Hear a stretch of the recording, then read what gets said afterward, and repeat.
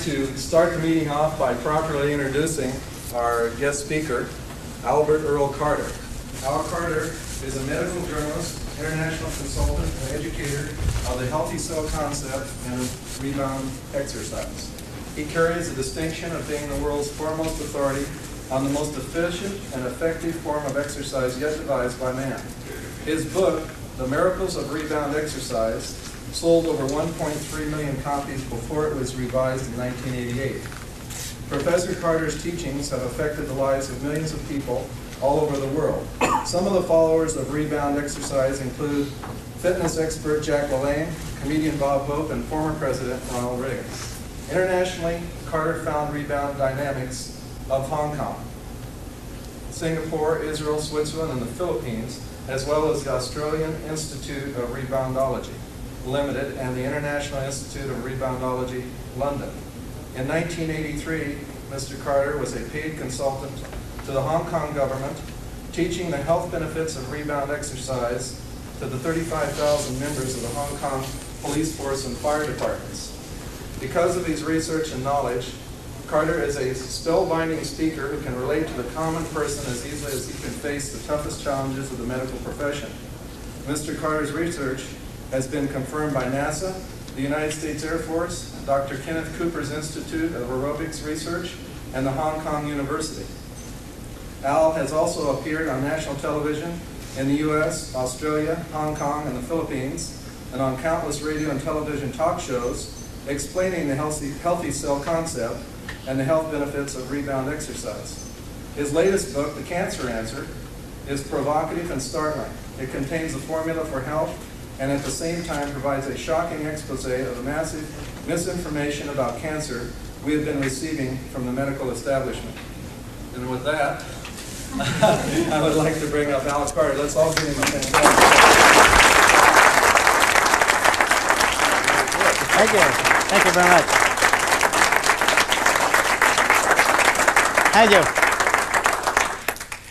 Ladies and gentlemen, we're going to be involved in some rather exciting things this evening, but I don't want you to sit here for too long, so what I'd like all of you to do is I'd like you to stand up, please. Would you all stand up? And everybody hold your hands up in the air like this. And everybody clap your hands once. Clap your hands twice. And clap your hands 3 times. Thank you very much for that standing ovation. I appreciate that. Now, in that introduction, it said that I was a spellbinding speaker that's going to keep you on the tip of your chair, so I want everybody to move forward. And today we're going to be talking about something that's very important. Something that is apropos, something is now, something that we need to understand. And that something is cancer. Now, is that going to bother anybody if we talk about cancer?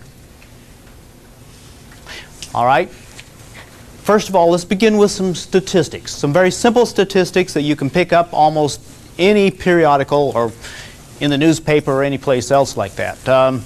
One of the first statistics that we hear about is 1 out of every 4 children born today will die of cancer. Now that's pretty startling, isn't it?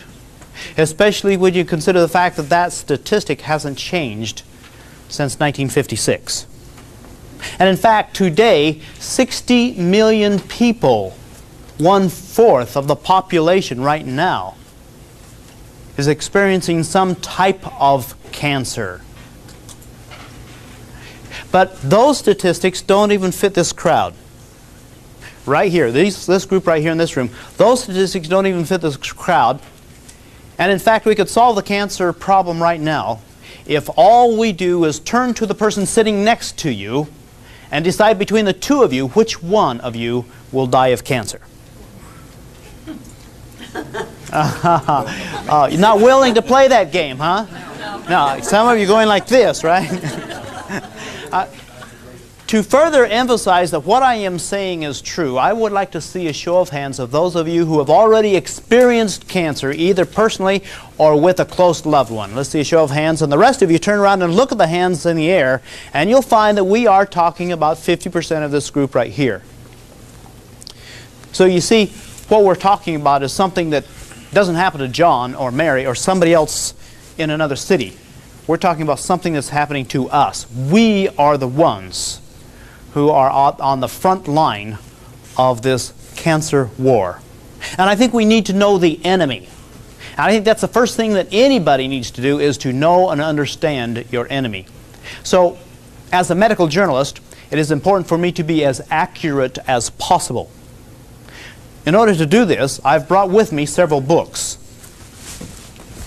I've brought with me the book Medical Physiology, written by Dr. Arthur C. Guyton. Dr. Arthur C. Guyton is a medical doctor. He's also a family man. He has 12 children. 10 are medical doctors, the other 2 are dentists. They all use Dad's book.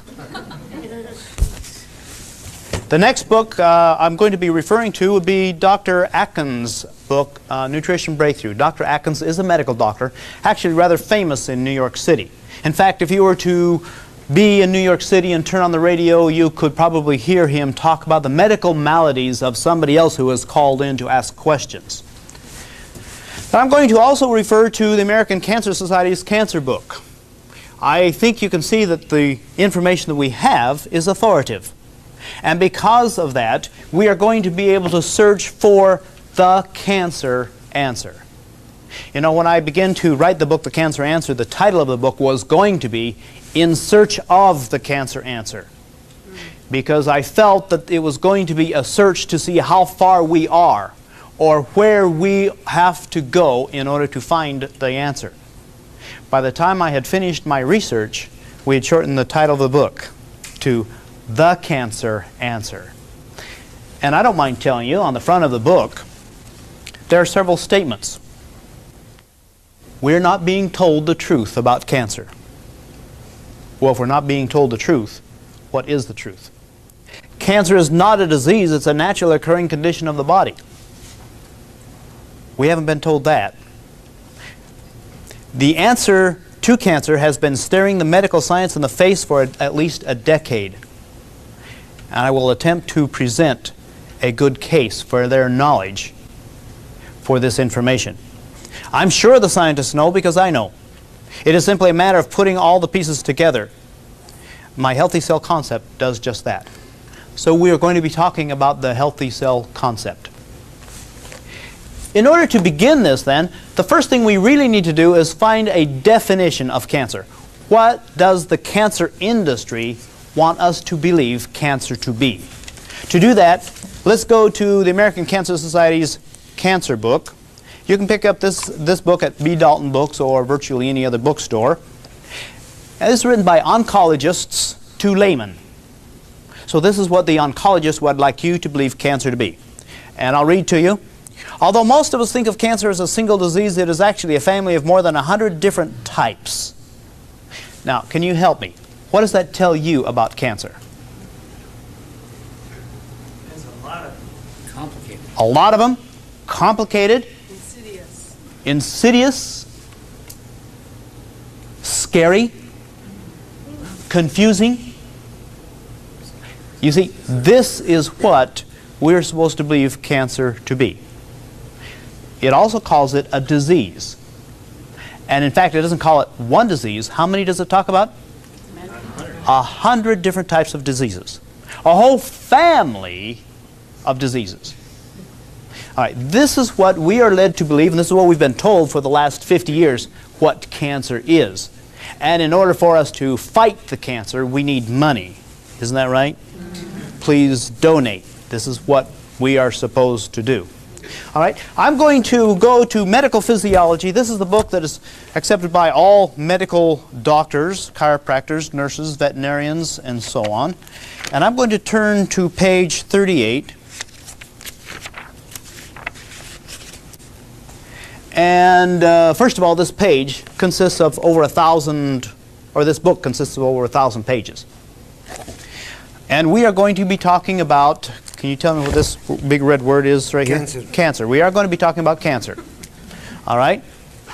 And if this is over 1,000 pages, and we have already found that cancer is a whole family of diseases, over 100 different types, how many pages in this book should be dedicated to the study of cancer? 100? 500. 500. Okay, half the book. Well, cancer is very serious, don't you think? 500, though, you need to study more things than just cancer when you're talking about human physiology. Could you tell me how many pages are dedicated to the study of cancer? Just one? Just one.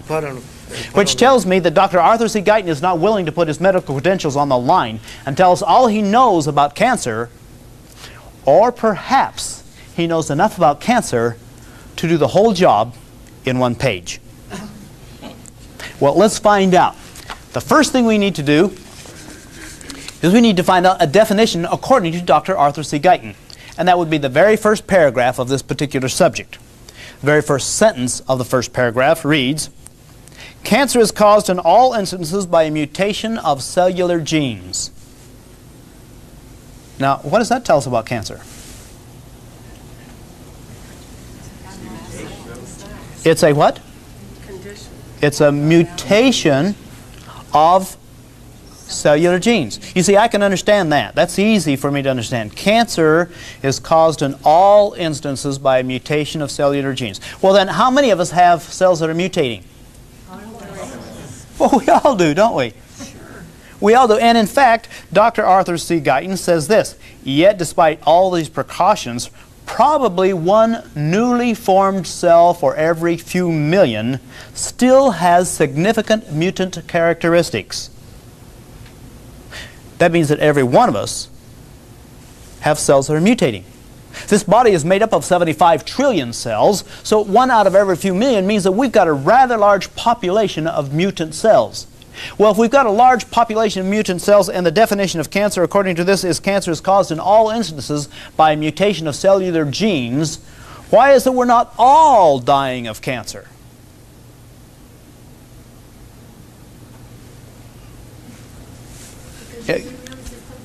What's that? Your immune system fights it. Because we have an immune system.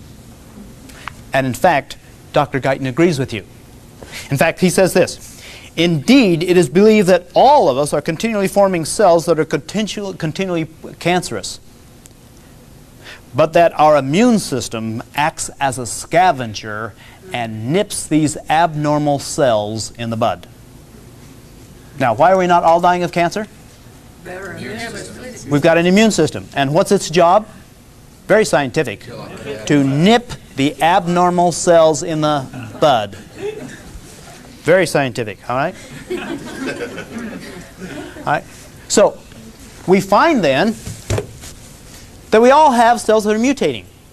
If cancer is simply caused by cells that are mutating, the reason we are not all dying of cancer right now is because we have an immune system. In other words, it's perfectly normal and natural to have an immune system.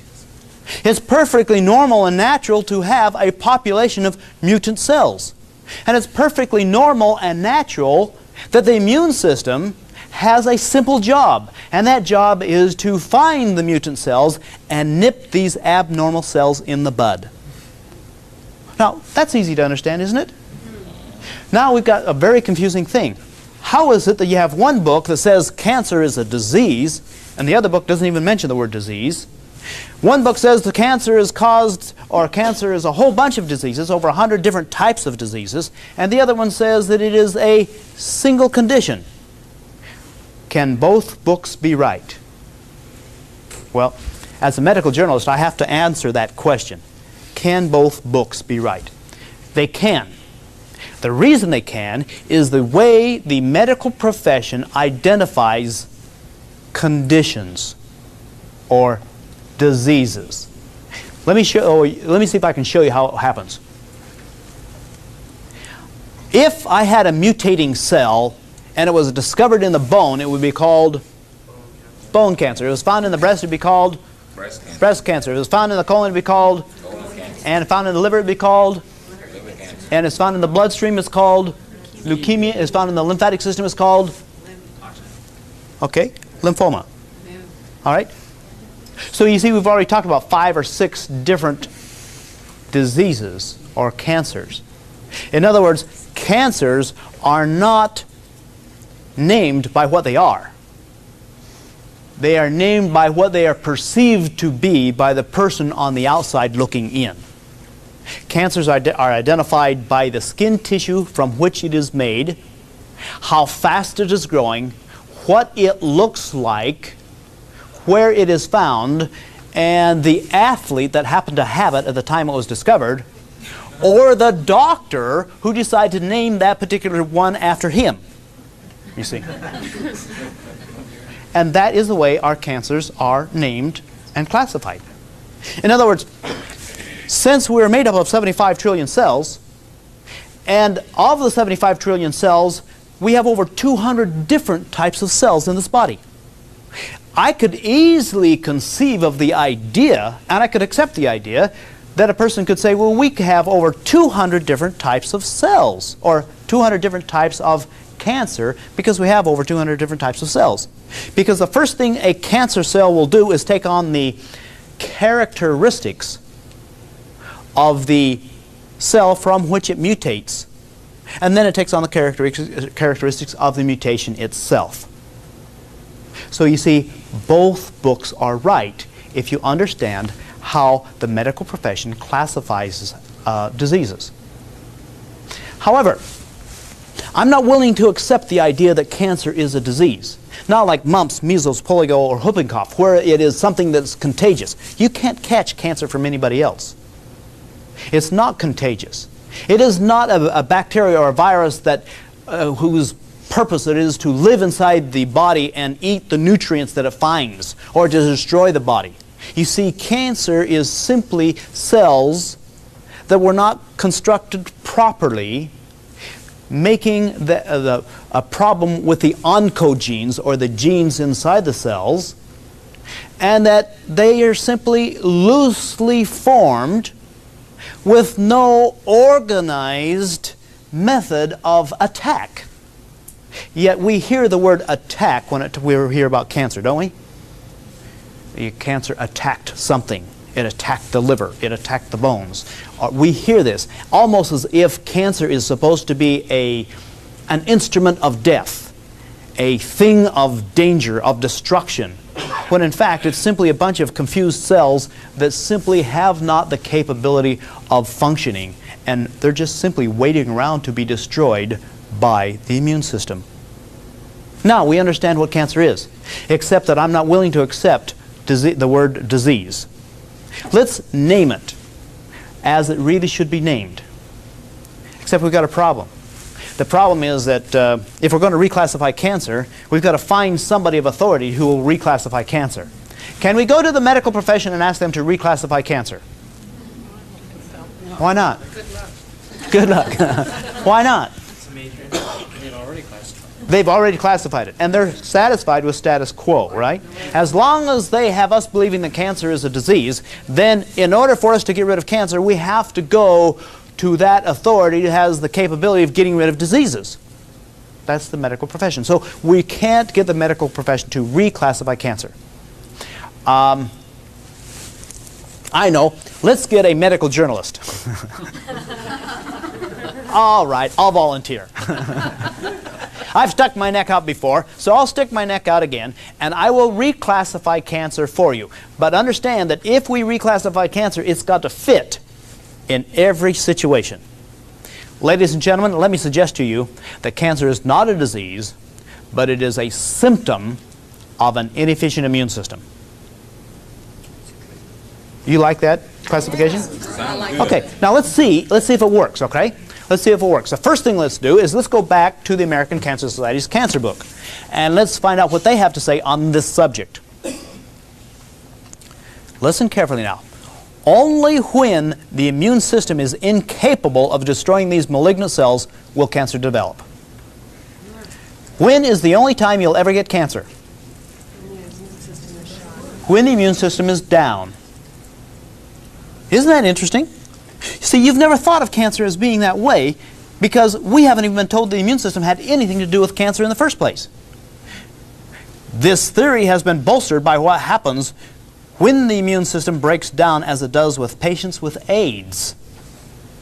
Several rare types of cancers, such as Kaposi's sarcoma, Bruett's lymphoma, chronic myeloid leukemia, are common among AIDS victims. So you see, at the beginning at least, it fits. Even the American Cancer Society indicates that the only time you'll ever have to worry about getting cancer is when the immune system is not doing its job. Well, that's an interesting concept. Only when the immune system is not doing its job. Therefore, cancer is not a disease, it is a symptom of an inefficient immune system. Let's play on that for just a few minutes. The only time you'll ever get cancer is when the immune system is down, right? All right. Is it possible to weaken the immune system? Oh, of course, we know that. Okay, the next question is very, very important. Is it possible to strengthen the immune system? Yes. Oh, very good. Now, let's put that into real life. Suppose a person goes in and has a checkup. The doctor comes back with a frown on his face. He presents something that he has found. He says, "You have cancer."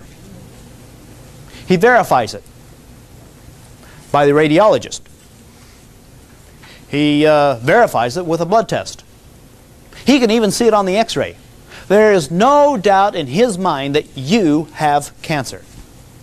But the reason you have cancer is because your immune system is 10% less efficient than what it should be.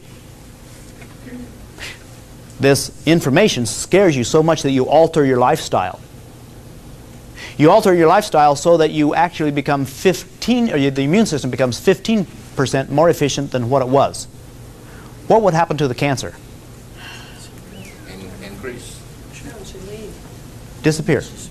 Because if your immune system becomes 15% more efficient than what it was, what would happen to the cancer?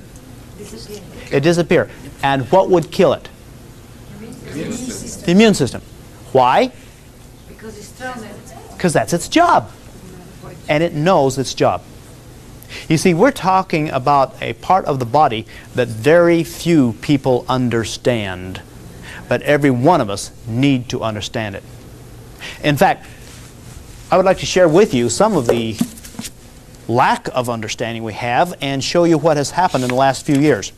I'm going to Dr. Atkins' book, and in chapter 15 he talks about the immune system, and he brings us up to date, or he starts us out with what we understood cancer or the immune system to be just a few years ago.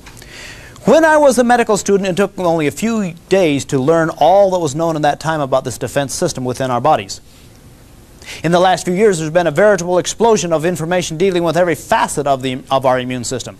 The issue I raise concerns the possibility that exercise and nutrition can enhance its effectiveness. As was true with early nutrition studies, the emphasis to date has been on deficiencies. But what is now needed is to explore the nutrition and exercise augmentation of the immune system in the normal person. That is, the person that has no deficiencies. We are now at that dramatic point where this information is being gathered. When it is fully developed, it will constitute one of the greatest breakthroughs in exercise, nutrition, and medicine. Well, the question we have to ask now is, when are we going to have that breakthrough? Because that's what Dr. Atkins is looking forward to. He's looking for a breakthrough, and it'll be one of the greatest breakthroughs in exercise, nutrition, and medicine. Dr. Atkins talks about cancer now in chapter 17. And it's very logical. Keep in mind, Dr. Atkins is a medical doctor, and this is what he says. The matchup of what we know about our immunity with what we know about cancer holds hope of providing answers we have all been seeking. The question raised is a tantalizing one. If the body's immune system helps to control cancer, then is it not logical that the true breakthrough against cancer may be found in strengthening our immunity factors? Well, gee, we're talking about a very logical way to overcome cancer. All we have to do is to strengthen our immune system. We know that if the immune system is down, we're subject to cancer. So all we have to do is improve the immune system. Well, there are several things we need to do. The first thing we need to do is understand what in the world the immune system is.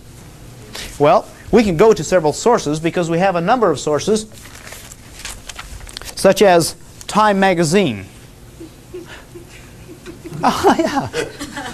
Time magazine talks about the battle inside your body, and it talks about the immune system or the white blood cells. And it's a terrific article, but I doubt that too many people saw it. Or we can go to U.S. News, front page, the body at war. And it also talks about the amazing immune system. You see, we're getting more and more information about this immune system that is actually becoming available to us from various sources. But I'm going to try to present to you the immune system in a thumbnail sketch. All right? First of all, understand that the immune system is extremely intelligent. In fact, one of the oncologists in the Time magazine makes a statement about how intelligent the immune system is. The immune system is compared favorably with the most complex organ of them all, the brain. The immune system has the phenomenal ability for dealing with information, for learning and memory, and creating and storing and using information. So we find this immune system is actually very intelligent. And to help you understand how intelligent it is, I need to become very, very personal with somebody here. Can I become personal with you? Okay. Okay. We've got a lot of people around here, so I'm going to ask you some very important questions. The first question, how did you begin your life? I mean, 9 months before you were born. As a cell. As a cell, all right. And immediately as a cell, as you begin your life, you had within the cell the DNA, the deoxyribonucleic acid, the blueprint of your body. And already established in that single cell, right after the egg and the sperm got together, already established was the color of your hair, the color of your eyes, how tall you're going to be, how big the femur was going to be, the largest bone in your body, and how big the smallest bone, the stirrup in the inner ear, was going to be. Already how to handle protein and what to do with carbohydrates and how to digest food. Already how to laugh, sneeze, cry, and a lot of other things we simply take for granted. That information was already recorded in one single DNA of the single cell. Now, when the cell divided for the first time, which of the two cells were the smartest? Both of them. They are both the same, right? Yeah. They're both the same because both of them had the very same blueprint of the entire body. And when they divided the second time, so that you had 4 cells, which of the 4 cells was the dumbest? None of them. Once again, can you see the direction we're going?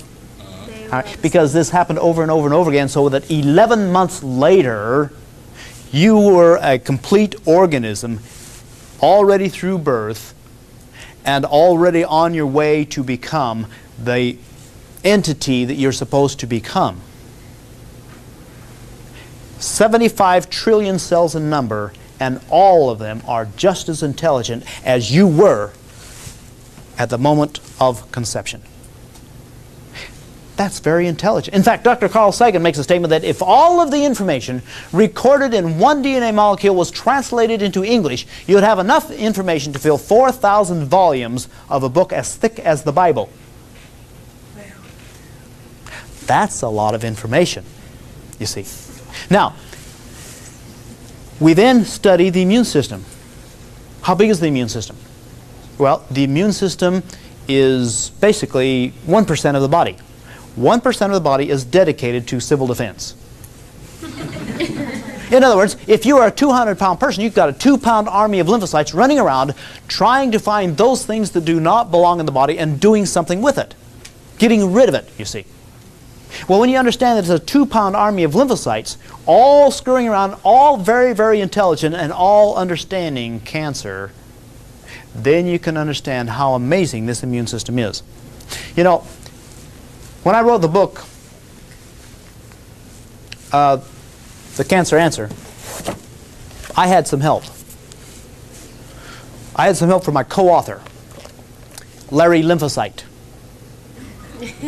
Some of you laugh. Some of you know what a lymphocyte is. Larry lymphocyte is a white blood cell. Very intelligent, I might add. He had some problems, technical problems. He could not type. He wasn't big enough to push down the keys, you see. That's where I came in. But he did understand cancer because that's his job. So Larry lymphocyte informed me of what cancer is all about. Now, I would like to introduce you to my co-author, Larry lymphocyte, except now I've got some technical problems. One is that if I was to bring him up in front right here, you would not see him because he's too small. Secondly, you wouldn't hear him because he doesn't have a voice. But I did capture him on videotape. So this time, I would like to introduce you to my co-author, Larry the lymphocyte.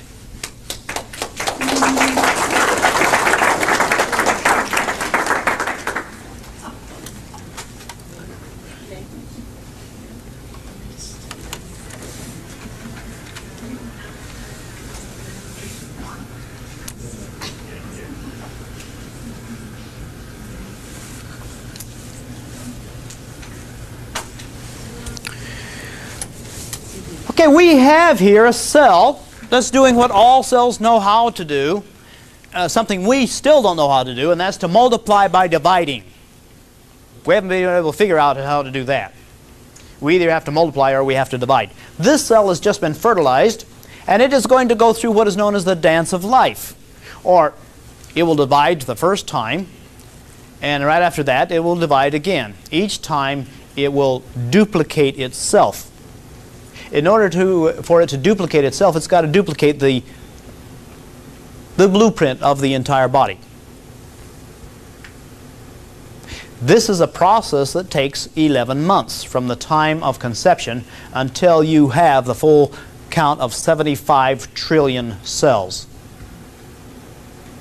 This is a rather amazing thing when you consider the fact that it is actually very, very accurate. Only 1 out of every few million are mutant. The rest are accurate. The rest have the DNA. This is the DNA. It's a long spiral staircase, nucleotides, a nucleoprotein configuration. And the first thing that happens before a cell can divide, this has to actually divide. But if it was to divide in half, it would only have half the information to pass on. So you have nucleotides on the inside of the nucleus that attach themselves in proper sequence to the DNA, so that by the time the DNA finishes its division, instead of dividing in half, it is actually divided in 2. This, ladies and gentlemen, is my co-author, Larry the lymphocyte. Notice that he has the capability of changing direction. There has to be some type of thought process going on, regardless of how minute it is. And notice also he is very friendly to the red blood cells, but he's not too friendly to that metabolic garbage that he just found. He simply stops and has lunch. He gets rid of the metabolic garbage. So we find that Larry has the responsibility of keeping things clean, tidy. There's a little bit of bacteria there, a little streptococcus, and he surrounds the streptococcus and begins to get rid of it by ingestation. Ladies and gentlemen, you're watching the original Pac-Man.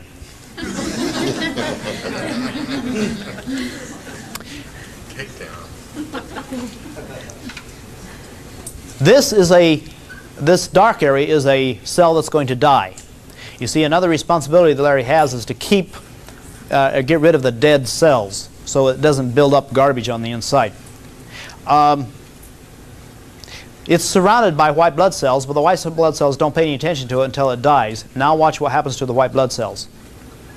See, nobody has to tell them their job. They simply get in and start doing what they're supposed to do, and that is to get rid of the dead cells. This is a process or a function of the white blood cells that has to happen, that if in fact it didn't happen, that you would be completely choked up within just a couple of months, and you would not be able to continue to live. Do they not create waste? I mean, What's that? how do they expel what They expel it. They expel the waste, but it becomes the amino acids and the basic concepts of the body, and some of it is used again by the body. This cell is going to divide, but instead of dividing in 2, it divides in 4. This is actually a cancer cell. Two of the cells fail to separate. Therefore, you're going to have one cell with two nuclei. By the time we put our cameras in on these guys, we found that two lymphocytes had already found their way into the cancer cell, and you have another cell on the outside surface trying to break through the surface to get into the other two lymphocytes. We could learn a lot from this little guy. He tries once, backs up, tries again, backs up, tries again. He doesn't give up. We counted about 6 or 7 times that it actually charged the cell membrane trying to break through.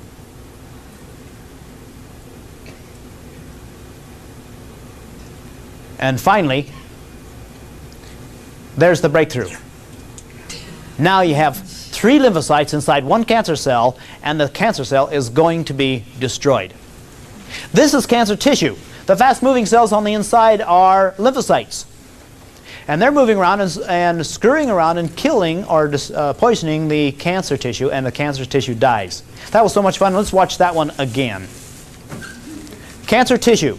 You have 2 lymphocytes moving around, destroying cancer tissue by poisoning them, and the cancer can't handle it anymore, and there is the total and complete destruction of the cancer.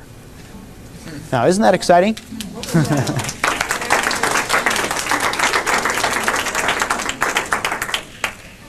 Was that the cell membrane breaking down you saw there? It looked like fluid. Yeah, that was the entire cancer tissue of thousands of cells, and you had 2 cells on the inside.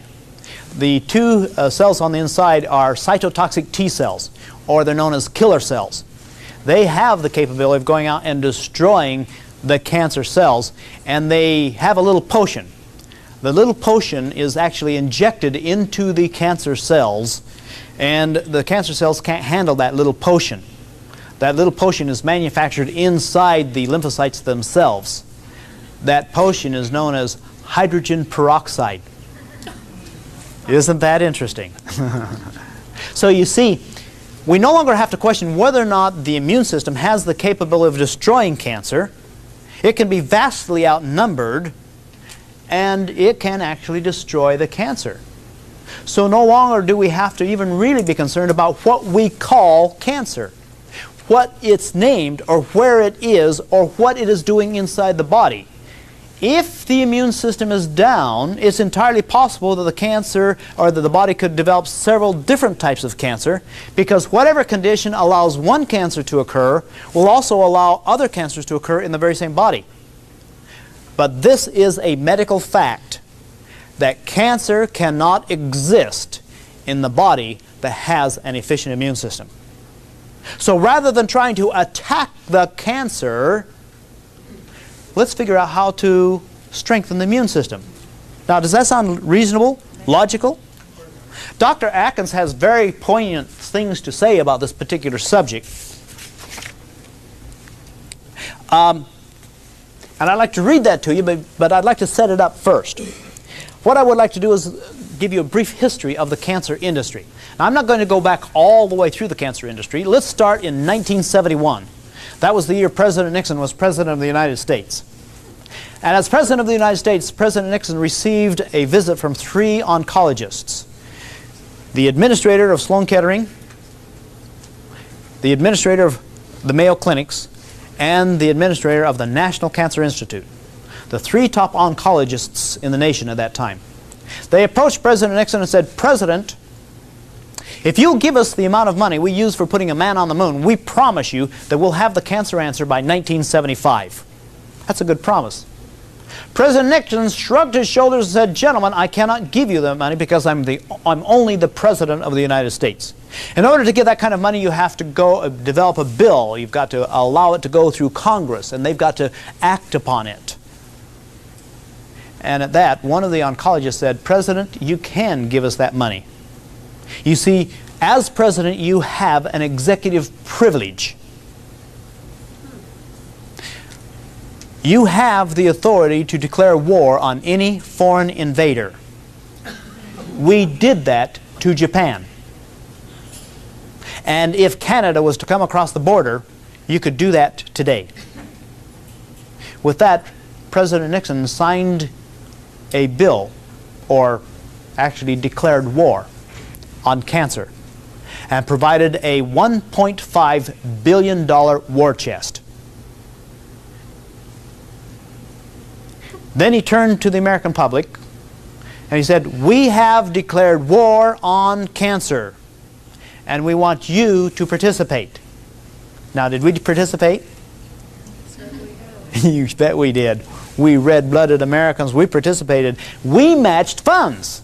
We came up with another $1.5 billion of donated money. That's $3 billion, and that was just the catalyst needed to establish the cancer industry. Immediately, we find that people got involved.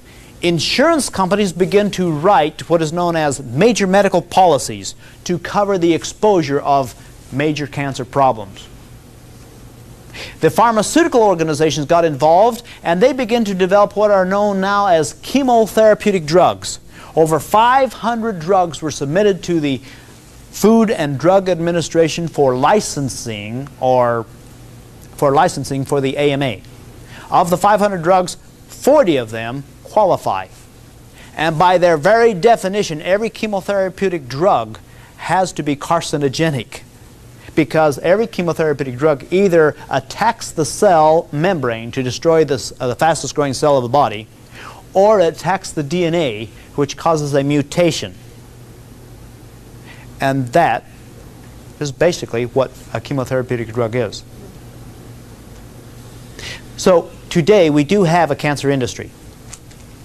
Today the cancer industry is an $80 billion a year industry.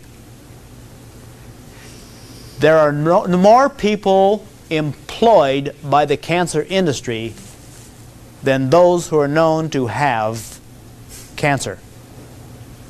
In other words, there are more people living on cancer than dying of it. Now, do you begin to feel a little something right now? I hope so. Because this is the way I felt as I was doing this research. I couldn't figure out why we didn't have a whole bunch of people going towards strengthening the immune system. Let me show you how simple that is. And Dr. Atkins agrees with this. He says, although cancers should not be in the body, and we all agree with that, although cancers should not be in the body, they are not foreign objects. Therefore, the war on cancer is illegal. They're made of tissue. They're grown by the body itself. Thus, it is possible that cancer represents a condition. Notice it's been reduced from a disease to a condition.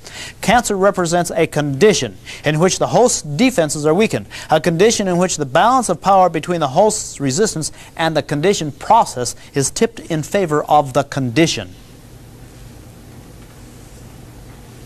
It is not logical to weaken the patient further with radiation, chemotherapy, and surgery. But rather, cancer treatment should begin by augmenting the victim's resistance so that he can ward off the inroads of the runaway cancer cells. Most of this strengthening comes under the heading of immunology. And this type of treatment has been almost uniformly suppressed. Now, when I say almost uniformly suppressed, I can tell you, except for very few places, immunology is unheard of. I'm thinking of a gentleman. His name is Alan Rosen. He developed bone cancer when he was 24 years old. He went to the doctor, and the doctor said, well, in order to save your life, you're going to have to lose your leg. He finally decided that, well, if that's the case, we'll lose the leg, save the man. He lost his leg just below the knee, and for the next 7 years, he went through hell. We're talking about chemotherapy, radiation, surgery. We're talking about losing his head, losing his mind, practically losing his wife, losing his job, losing his standard of living. And for the next 7 years, they used him in virtually every type of chemotherapeutic activity. Finally, after 7 years, he went to the doctor again because he wasn't feeling too well. The doctor took an x-ray and came back and showed him the x-ray, and the x-ray showed that he had bone cancer throughout his entire body. The doctor said he lit up like a Christmas tree. And he said, I think you've only got about 3 weeks to live. With that, Alan Rosen got on the telephone and he began to call all over the United States. He wanted to donate the last 3 weeks of his life to some scientific organization with the possibility that whatever they found out about him, that they could help somebody else who might have bone cancer. He met a Dr. Juilliard, not a medical doctor, a scientist, not even a member of the United States, but he works at UCLA Medical School in the basement. He talked to Dr. Juilliard over the phone, and the Dr. Juilliard said, I can't even touch you. I'm a scientist, not a medical doctor. I can't touch you because you're not released from your doctor. Alan Rosen got into his car, drove over to his medical doctor, and got a release from his medical doctor, went with his entire portfolio, all of the information he could get from the medical doctor, to Dr. Juilliard. Dr. Juilliard studied his case, took a sample of his immune system, took a sample of the bone or the cancer, and then in the next 24 hours he took this information and put them in petri dishes in a laboratory, and I guess proceeded to carry on a little bit of wars inside this laboratory. The next day he invited Alan Rosen in and he re-injected his immune system into the heel of his foot. And he told Alan Rosen that within 24 hours he would be feeling better. 24 hours he was feeling better. There were no side effects. Nothing that he had experienced before. And 48 hours he's feeling even better than that. And in fact he continued to feel better and better and better. And 4 months later they could not find cancer in his body. You see, Dr. Juilliard is an immunologist. Dr. Juilliard can't receive a grant from the National Cancer Institute. He cannot. He cannot. They won't give it to him. He only receives money from people that know what he's doing. And in fact, his cure rate is 40%. His cure rate is 40%. He's not even a medical doctor. He is a scientist, an immunologist. And the only people he ever sees are the people who have already been classified as terminally ill and have less than a month to live. Still he has a cure rate of 40%.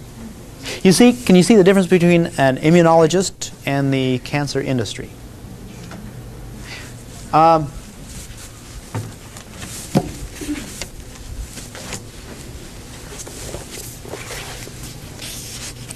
The term war on cancer is more than just rhetoric. Cancers are treated as many physicians treat diseases.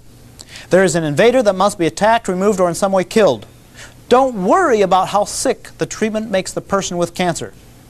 Kill the cancer, forget about the rest. This reasoning borders on irrational, for chemotherapies and radiation cause so many diverse systemic effects that the patients sometimes die of the side effects rather than the tumors themselves. Chemotherapeutic agents, by their very nature, are cellular poisons. How can they do the recipient much good? Now, what would happen if the medical profession said, King's Epsks, we've known what cancer is all the time. We decided to fess up. If the medical establishment recognized nutrition and exercise as a better way of dealing with cancer, I think it would become obvious that nutrition and exercise should be able to counter most other diseases. And what then? The entire pharmaceutical industry would come crashing down.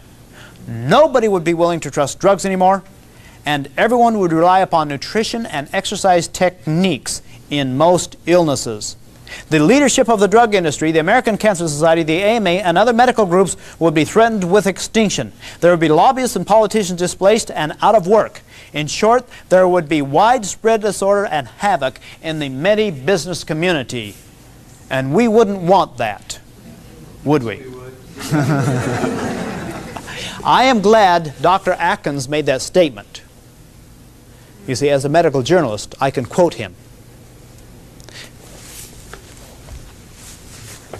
Now, it would be great if somehow we could have some scientists come out and tell us what cancer really is?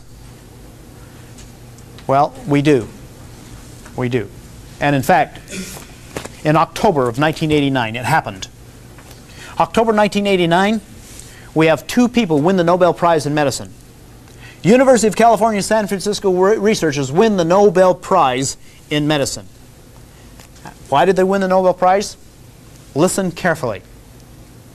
Cancer was once thought to be a bewildering variety of diseases with too many causes to count. Does that sound familiar? That's what we're told today, right? But Bishop and Vramas found that the oncogenes are the single unifying explanation of how cancers occur. It's almost as if these two esteemed scientists read my book, The Cancer Answer, and then won the Nobel Prize. That'd be great if I could say that, but I can't say that. You see, they won the Nobel Prize from information that they had published in the medical journals in 1976. 13 years ago.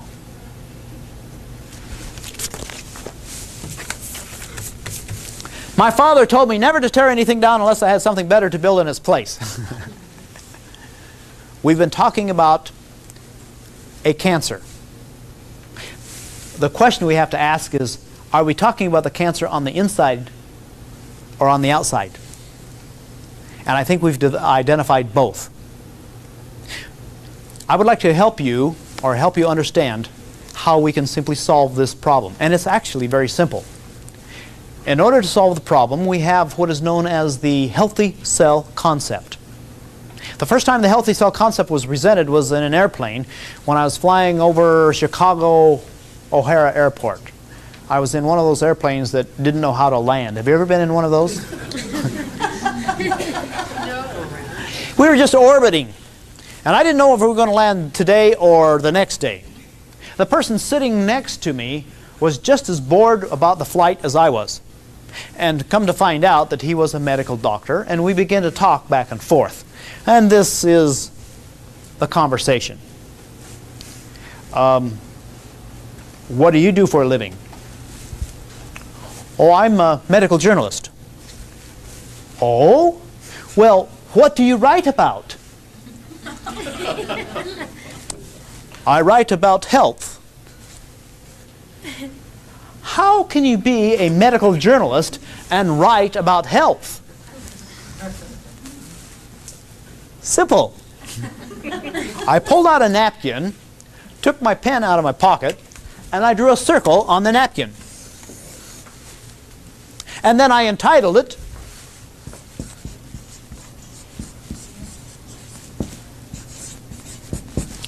Healthy Cell. And then I turned to the doctor and I says, Doctor, you're made up of 75 trillion cells. He says, I know that. I said, if all of the cells of your body were healthy, what would you be? He said, out of work. He had a sense of humor. And then we got serious about this. If all of the cells of your body were healthy, what would you be? Healthy. All right, very good. He says, well, Al, you're making something that is very, very complicated, too simplistic. I says, no, quite the contrary, doctor. You're making something that's very simple, too complicated. Obviously, you could tell that we were not going to agree on that airplane flight. But we actually had agreed to, though we were going to disagree, we weren't going to be disagreeable. And so we also knew that we were not going to be bored the rest of the flight. He said, well, how do you propose we help the cells to become healthy? I says, doctor, there's only 4 things that we humans can do to help the cells to become healthy. He says, what are those? And I says, I thought you'd never ask. And I quartered the paper like this so I could talk about each one of them individually. And the first thing I began to talk about was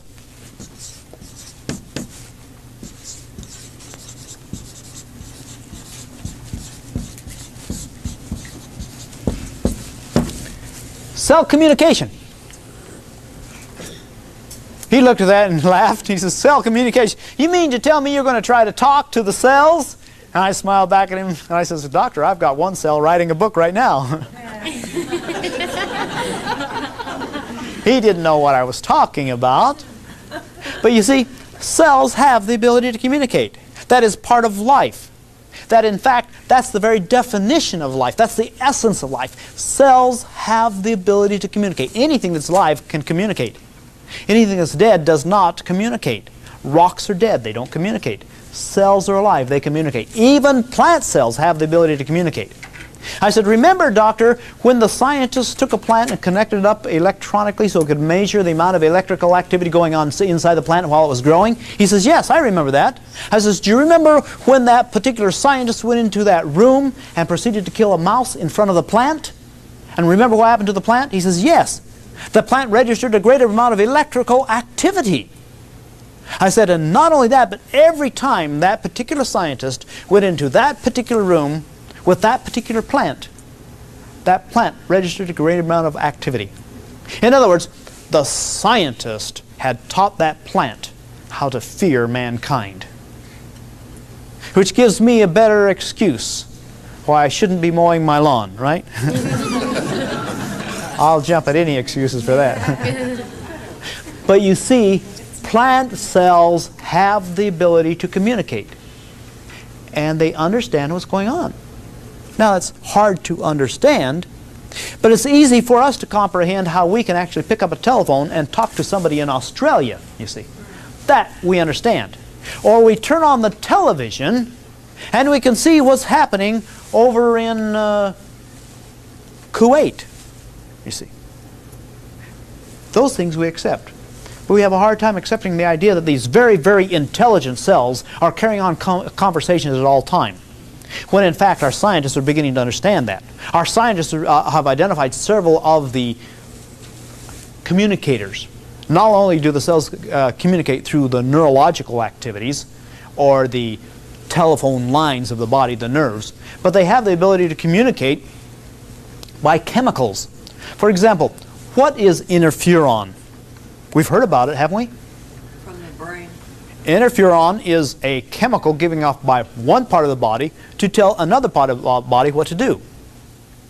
What about insulin? That's an easy one to understand. And once again, it's given off by an organ to tell another part of the body what to do and how to do it.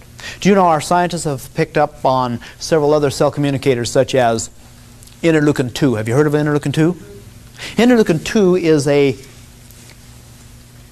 chemical. It's given off by a macrophage. And macrophage is a great big huge white blood cell, and it goes to the bone marrow to tell the bone marrow how many neutrophils to manufacture. Neutrophils are little tiny white blood cells. And it not only tells it where to go or how many to manufacture, but where the battle is and how to come prepared to fight the battle. Do you know our scientists have found interleukin-2, interleukin-3, interleukin-4, interleukin-5, right on up into interleukin-9. And all of these interleukins, or cell communicators, are what our cells are using, our white blood cells are using to communicate with other parts of the body. And in fact, the more we understand this, the more prepared we are to help them carry on their battle. Well, the rather amazing thing is that our scientists are beginning to recognize that the cells understand English. We don't have to learn their language. They understand English. Well, that's hard to understand, except that one of the worst things a person can be told is, you have cancer. You have cancer of the liver. 95% of all people diagnosed of having cancer of the liver are dead within 6 months. So what I want you to do is I want you to go home. I want you to prepare your husband. I want you to prepare your family. I want you to prepare your will, and I want you to prepare to die. How many cells just heard that message? All of them. Do you know that cells respect authority? And can you imagine the rumors that are going on inside the body right now? Hey, did you hear what they said? That guy is an authority, and did you hear what he's told us? He said that this factory is shutting down in 6 months. What are you going to do about it? Well, some of them will go like this: I'm going to fight to the bitter end. Others will say, oh my goodness, if the factory is going to be shut down, I'm out of a job. in 6 months, I am going to go on strike.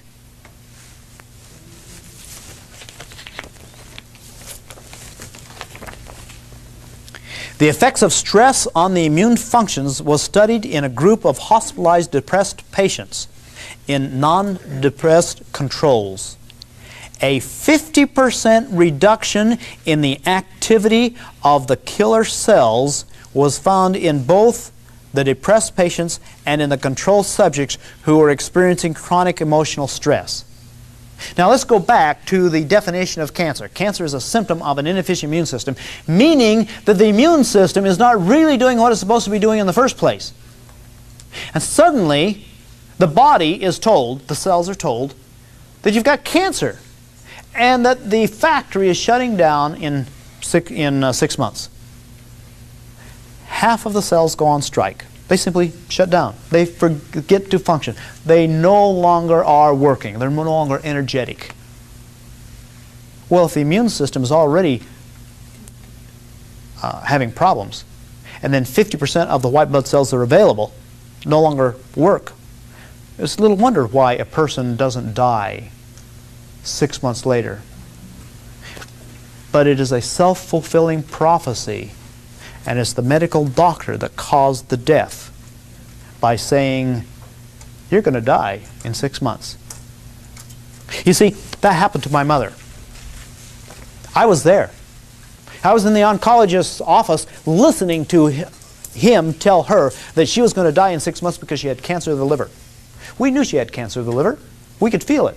It was as big as a softball right there. And the doctor says, you've got cancer of the liver. You're going to die in 6 months. Do you know that 18 months later we were in Hawaii snorkeling?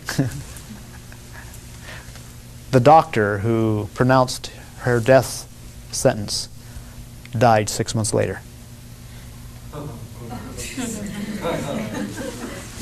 What? Cancer. Oh my goodness, what are we talking about? Do you know that Norman Cousins, a medical journalist, has this to say on the subject? Current studies show that serious diagnosis can cause a patient to panic or to lapse into hopelessness and depression. We know too that such reactions can interfere with the treatment and impair the immune system, whose effectiveness is vital, especially in combating the threatening disease. Now listen to this. American people, somewhere along the way, have been misinformed on how to interpret their own body's information. We have separated ourselves from the essential knowledge about the working of the human body, unaware of the resources waiting to be put to use. Now, you see, our scientists are beginning to study cell communication. They call it psychoimmunity, or psychoneurological immunity, depending on how many letters of the alphabet you want to put in the name. Psychoneurological immunity is simply where you imagine the white blood cells being knights in shining armor, and the dragon, or the cancer, is out there. And every morning you visualize the knights in shining armor going out and fighting the dragon. And they found that the dragon, or the cancer, just slowly disappears. It's known as psychoimmunity. You simply tell the cells what you want them to do. But is this new? No. It's just called by different names, isn't it? What about the term faith healing? How about prayer? When you say, Dear Lord, help me to be healthy. How many cells just heard that message? All of them. All of them. And you know, the most important thing that anybody can do is get up in the morning and look at yourself in the mirror and say, I am healthy, I am happy. Because all of the cells heard that. And when they get that message, they in turn say, hey, we're healthy, we're happy, let's continue doing what we're supposed to do. And they continue to keep the body healthy the way it's supposed to. Cell communication is real, and it doesn't make any difference what you call it. It has worked over and over and over again, and many, many times. It has worked and it'll continue to work. All we have to do is learn how to use it. Cell communication is real. The next part of the healthy cell concept is cell environment.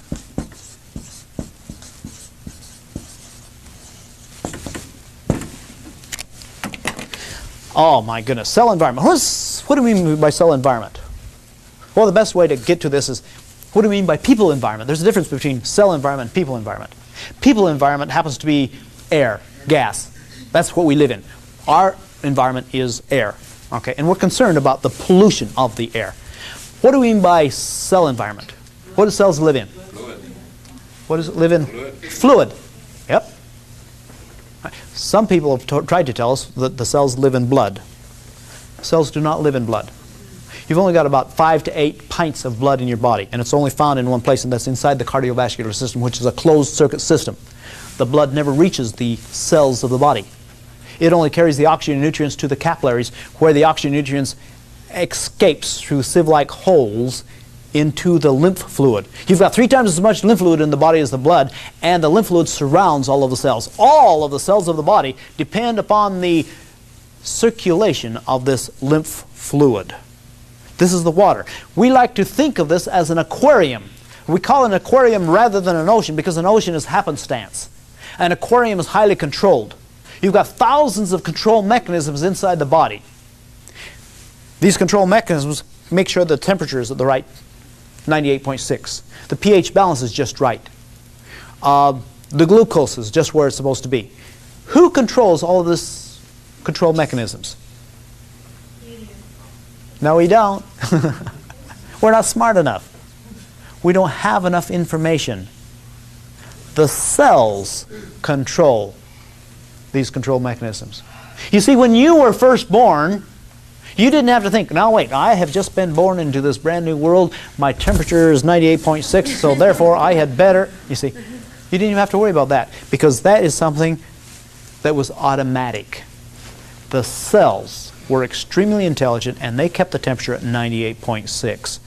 And they kept everything else the way they're supposed to keep them. So you see, we rely upon the intelligence of these cells in what they're doing. Actually, we only have one thing that we have to do when we're talking about cell environment. All we have to do is replace the water that leaks out of the aquarium. That's all.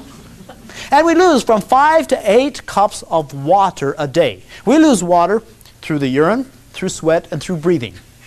And so all we have to do is replace the water with pure water. That's all we have to do, with pure water. Do you know, ladies and gentlemen, we are failing miserable at this very simple task because we don't replace the water with pure water. I could talk about the insecticides and pesticides that accidentally get into the water, or I could talk about the industrial waste that constantly goes into the water, or I could talk about the spills and a few other things like this, but I don't want to talk about those things because those things are accidental. What I want to talk about are those things that we humans are putting into the water on purpose. We're talking about premeditated, you see. There are a couple of chemicals that we're putting into the water on purpose. Can you think of any of these chemicals that we are actually putting into the water on purpose? Chlorine. Chlorine. All right, chlorine. Of course we're putting chlorine in the water, aren't we? I mean, why do we put chlorine in the water in the first place? To kill bacteria, right? What's bacteria? Cells. So we know that chlorine is a known cell killer. We're not denying this at all. Chlorine is a known cell killer. In fact, it is so good as a cell killer. What did we use in the First World War to get rid of our enemies? Chlorine gas. Did it work? It sure did. It worked so well that we passed an international law at the Geneva Convention telling all of our enemies that it was illegal to kill an American citizen with chlorine gas. No fair. You can use bombs, bullets, and hand grenades. That's fair. You cannot use chlorine gas. We'd rather do that ourselves. So what do we put into our swimming pools before we dive in? Chlorine, of course. And what does it do to the hair on our head? Destroys it, right? What about the skin tissue, the delicate skin tissue of the eyes? What does it do to those? Yeah. Just destroys the eyes, the skin tissue of the eyes. And what about the outside surface of the body? Yeah, it dries it up, kills the cells. You see, that's what's happening. Tell me, does the killing stop at the lips? No. So every time you drink chlorinated water, what are you doing to the cells inside the body? Destroying them on purpose, premeditated. Tell me, ladies and gentlemen, who has the responsibility of getting rid of dead cells? Larry Lymphocyte, right? Hey, I thought Larry Lymphocyte's job was to get rid of the mutant cells. But you see, we drink chlorinated water day in and day out. And we're killing the cells inside the body, and it's Larry's responsibility to get rid of the dead cells. Do you suppose that we're actually overworking this poor guy? Yeah. And do you suppose that is the reason every municipality that has chlorine in their drinking water has an increase in incidence of cancer by 20%? Can you see what we're doing? We are our own worst enemy. And to make things even worse, we're compounding the entire problem because we don't stop at just one chemical, do we? We have another one. And what is that one? Fluoride. Fluoride. Now, I'm going to expose some things about fluoride. Contrary to popular belief, let's identify fluoride for just a few minutes. First of all, why have we been told we have fluoride in the drinking water? For our teeth. Prevent tooth decay. You were told that too, right? Yes. So was I. What is fluoride? Why do we have it in the drinking water? You know, this one was really confusing to me because when I began to study fluoride and I found out how insidious the poison was, I couldn't imagine how scientists in their right mind or even in their wrong mind could even figure out why you would put fluoride in the drinking water. Well, let's see. The first thing we have to do is we have to go to a group of people who are convinced that fluoride is good for us. This is published by the American Dental Association. All right? And the title of this is Fluoride Helps Prevent Tooth Decay. So this is what they would have us believe. I'll open it up and I'll read several things from this simple brochure. Today, more than 120 million people, representing over 50% of the population, are served by fluoridated water supplies in the United States. 50% of the people in the United States have fluoridated water in their water supplies. Congratulations, they've done a good job. Now, as a medical journalist, I want to find out what fluoride really is. So I am going to go to resources. How about medical physiology? It's a book that all dentists have in their library. Let's open it up to where we can find fluoride. You do that by opening up the index, finding the word fluoride, and then opening it up, and you find that it talks about fluoride. All right? I am going to read several statements to see if the propaganda on this piece of literature agrees with what they can get out of this book. Fluoride is also a natural component of tooth enamel and bone.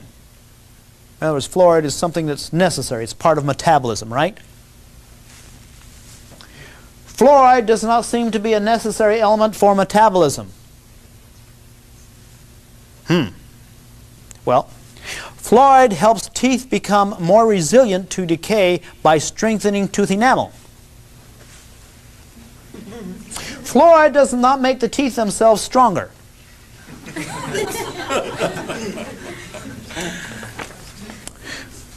There is also evidence that fluoride strengthens the bones and thus may help to prevent such degenerative diseases as osteoporosis. Has nothing to do with teeth, but osteoporosis. Excessive intake of fluorine causes fluorosis, which is manifest in the mild state by mottled teeth and in a more severe state by enlarged bones.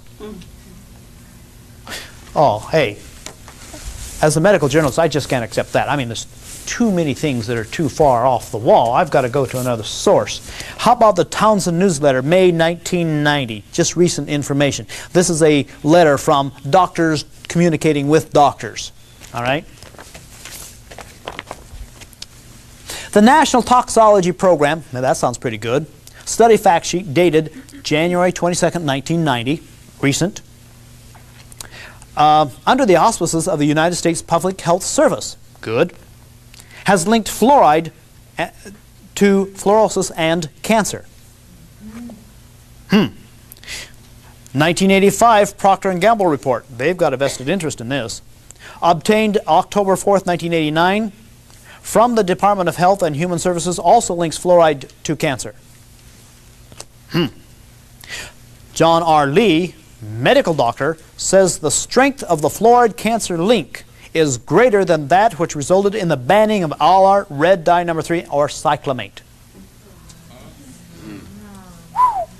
David Kennedy, DDS, San Diego, California, says fluorides do not reduce tooth decay. Is he the only one?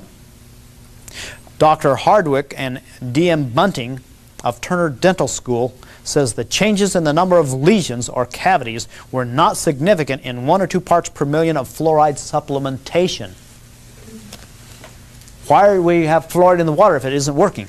Canada, the areas which report the lowest incidence in decay are the unfluoridated areas. I'm beginning to smell a rat. The National Institute of Dental Research found no difference in the incidence of tooth decay in children 5 through 17 raised in non-fluoridated, partially fluoridated, or fluoridated communities. Well, you and I know that we don't have as many tooth decays now as we did years ago. Other researchers have found the reduction in tooth decay to be closely related to the occupation and educational level of the parents. In other words, if mom says, Johnny, brush your teeth, he doesn't have tooth decays, right? My goodness. Let's go to the ultimate authority. Webster's Dictionary. Fluoride, a corrosive, poisonous, greenish, yellow, gaseous chemical element, the most reactive non-metallic element known, in forming fluorides with almost all other known elements. Now, as a medical journalist, I like to dig. I have to find out the whole story of fluoride. Why is it in our drinking water? And this is also included in the book, The Cancer Answer. And I find that in 1931 there was a gentleman that was employed by the American Can Company and Anaconda Aluminum Company to try to figure out how to get rid of a byproduct of the aluminum industry. His job was to figure out how to get rid of 50,000 tons of fluoride a year. He couldn't do it. Not until 1938. In 1938, this very same gentleman was employed by the Department of Health, the United States government. And so at that time he says, hey, do you know that although the teeth might become slightly mottled or discolored, that if you put fluoride in the drinking water, that it is entirely possible that we could reduce the amount of cavities? Do you know he sold that to the American government? He just made that. I guess so. Or, that's what I used to believe. He just made it up. But the rather amazing thing is that we are also gullible, that even the scientists, even the medical doctors, even the dentists, all of us accepted the idea that fluoride in the drinking water is going to somehow help us with our teeth. And now, do you know the aluminum industry no longer has to figure out how to get rid of 50,000 tons of fluoride a year? They sell it to the municipalities. Now, all of these things are you still have something that's missing. Something is missing. Why are we so gullible? Why didn't our scientists put a stop to it? Why did the medical doctors or the dentists accept it? Why is it something that we have? Why are we drinking fluoridated water?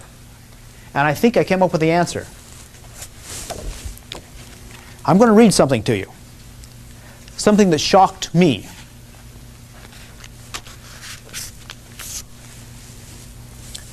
Listen carefully. Sugar, salt, tobacco, aluminum, and fluoridated water over a period of years with perhaps other slow poisons will help to ensure that they expire before they retire. If there were fewer people bidding against each other, money or credit would keep its value. That's taken out of Keeping Our Money Healthy, published by the Federal Reserve Bank, New York City.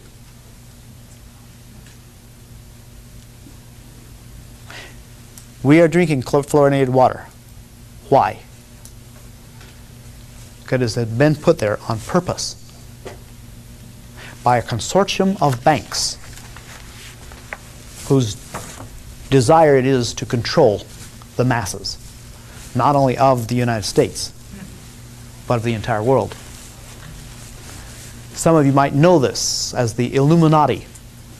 You might have heard that before.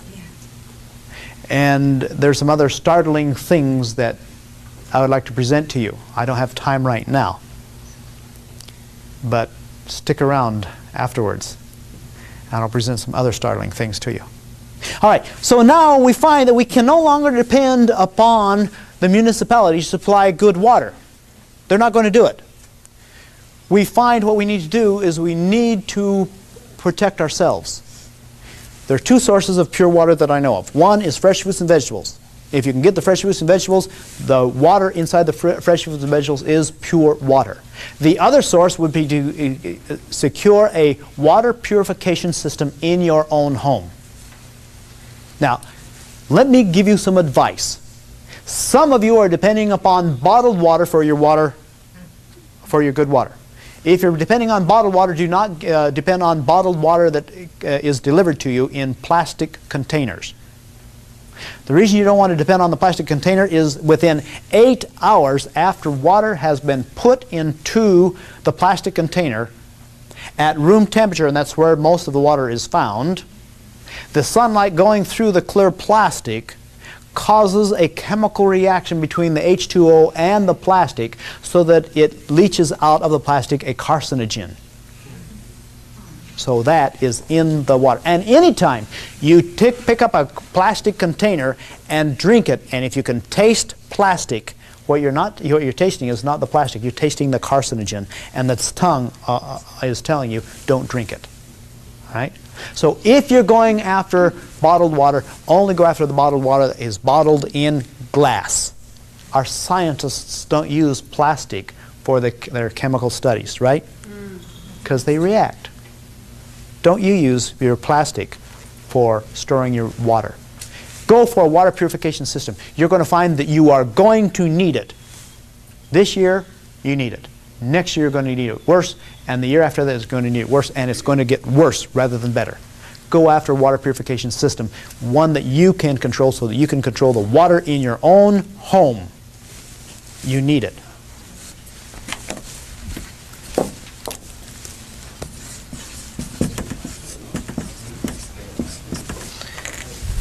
The next part of the healthy cell concept is called cell food. You see, the cells of the body rely upon us. We have the responsibility of doing the grocery shopping. The reason they rely upon us is because they cannot do the grocery shopping. They would like to be able to tell you what they need, but they can't even do that. They have to take what we give them and then try to figure out what to do. Imagine, if you can, they know their menu. They know exactly what they need. But we have never been told. Therefore, we don't even know how to do the shopping. That becomes a real problem. You see, we have been feeding these cells people food. And there's a difference between people food and cell food. Show you a very simple way. If you had some beautiful dogs, you would feed it dog food, right? The best you could find. What about rabbits? You wouldn't feed rabbits dog food, would you? You'd feed it rabbit food. You've got 75 trillion cells. What are you going to feed them? Cell food. All we got to do is find what do you need, you see. Now, what do you need? When I wrote the book, The Cancer Answer, I had a great experience because I found, contrary to popular belief, that all cells of the body have the very same menu. All human cells throughout the entire world, regardless of where you are, or what country you live in, or your nationality or anything else, all human cells need the same nutrients. Regardless of your age, you all need the same nutrients because each cell individually needs the same nutrients. And our scientists know what those nutrients are. They're not a secret. We just haven't been told. All right. Today I'm going to tell you the nutrients. And in fact, the best way to explain cell food would be to point out that if the cells had the opportunity of pushing the grocery cart through the grocery store, that would be the best way to find cell food. They don't have that opportunity. The first thing you would find is if the cells did push the grocery cart through the grocery store, they would not do the shopping in the middle of the grocery store. Not where you find the bottled, boxed, and canned things. These are all preserved things. These things came through a factory. And because they came through a factory, we find that they are less than what they were, the nutrients were at the beginning. You see, if the cells had the opportunity of doing the pushing of the grocery cart, they would go around the perimeter, because that's where you find the fresh fruits, vegetables, whole grains, fish, and fowl. This is presented in the book, The Cancer Answer. However, I had a rather exciting experience about 2 years ago. I was at the National Health Federation standing at my booth one day when a gentleman came by me. I recognized him. He recognized me. His name was Bob Blomberg. Some of you might know him, right? Bob Blomberg is a very interesting gentleman. He's also a certified reboundologist, meaning he came to take my course, and he became certified as a reboundologist.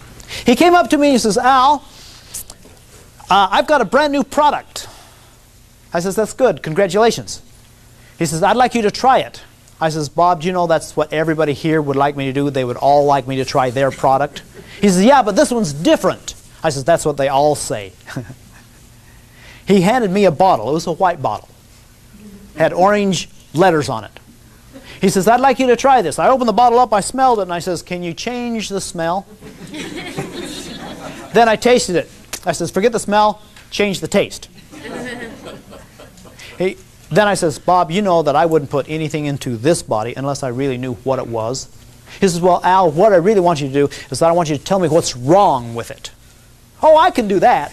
Because I had just finished writing the book and I knew what the cells needed and I'd like to try it out. So I says, "All right, you give me a list of the ingredients of this product and I'll tell you what's wrong with it." He says, "All right." So he handed me something like this. I said, "Thank you very much." I put it in my pocket and I went home. And when I got home at night, I turned on the light over the desk and I opened up all my books and I began to look at this little piece of paper. And at first I was very angry. I was angry because I could not find the list of ingredients. You know, where it's minimum daily requirements of all of the ingredients. I said, "Bob gave me the wrong piece of paper. I can't find the ingredients anyplace." And then I looked here and I said, "Oh, wait a minute. Interesting plants." I recognized most of them because they're in the herbal books, and I opened up my little herbal Bible and began to study them over and so on. But you see, I wasn't studying them to find out what the herbalists say about the herbs, because I knew that they were good. What I was really looking for was what was in each one of these. You see, as a medical journalist, I know that the cells need 57 nutrients. And the high on the list of 57 nutrients were the 20 amino acids. Now, why do the cells need 20 amino acids? Because they're human cells. And human cells need 20 amino acids in order to produce a human protein. All of the proteins of your body were manufactured by the cells themselves, and they have to have all 20 amino acids. In fact, if you only have 19 amino acids, when it gets ready to produce a protein molecule, the cell simply cannot produce a protein molecule. It's got to have all 20 amino acids. Half of the amino acids are known as non-essential. The other half are known as essential, which is a misnomer. All amino acids are essential in order for your body or your cells to produce a protein molecule. The reason they're called non-essential is because the cells are smart enough to manufacture half of them themselves. But all amino acids are essential. So that's the first thing I begin to look for. Do they have all of the essential amino acids? I went through all of the various plants and I found all 20 amino acids. Put down a mark. Like, yep, contains all 20 amino acids, even the most rare, even the tryptophan. It contains all amino acids. Then the next thing I began to look for were the vitamins. Now, what's a vitamin?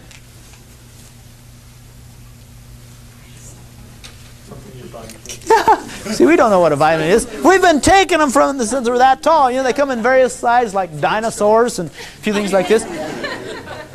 But when you ask the question, what is a vitamin? I've had some people say, well, it's something you get at the health food store. You find in little brown bottles on the shelf, you see. It's a food supplement. Isn't that what we've been told? We've all been told it's a food supplement. It's not a food supplement. It is a food vital.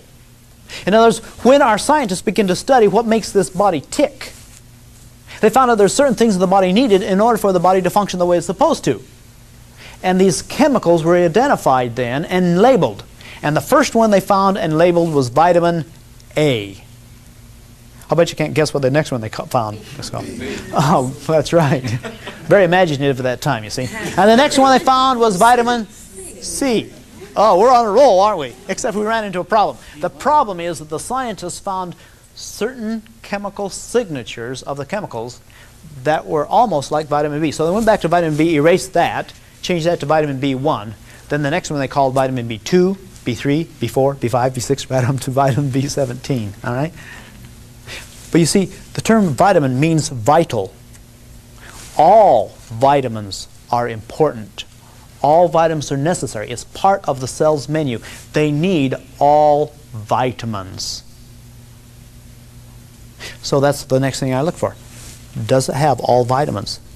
And that one was easy. If you look under alfalfa in that particular preparation, you find it says contains all known vitamins. That one's easy. Mark it off. Contains all known vitamins.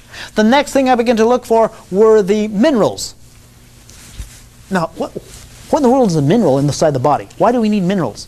We know we're supposed to take them because we've all been told we are supposed to take them, but what is the function of a mineral inside the body?